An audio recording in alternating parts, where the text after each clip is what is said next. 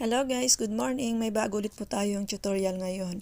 Ang i-share ko naman ngayon guys ay kung paano magpalit ng ating banner art sa ating YouTube account. Bali yun po yung parang pinaka tawag nito. Kung sa Facebook naman po ito yung tinatawag na cover photo po natin. So ang una po natin gagawin guys ay click po natin yung YouTube account natin. Then under your profile po, i-click po natin yan. Then, i-click po natin yung your channel. Then, edit channel, guys.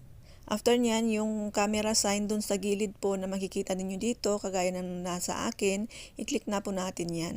Then, as usual, ganun din po, mag-choose tayo ng picture from ating gallery or mag-take tayo ng photo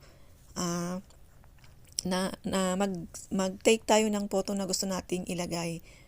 So, ayan siya guys. Sana may natutunan po ulit kayo at sana huwag niyo pong kalimutang mag-comment at mag-like at pakishare na rin po. Salamat and God bless. Bye-bye. The sun is up, it's a beautiful day. My beginning will be as bright as the sun. Come, won't you come along? And it feels so bright, it's like luck is raining on me. Go and follow your heart, doesn't matter how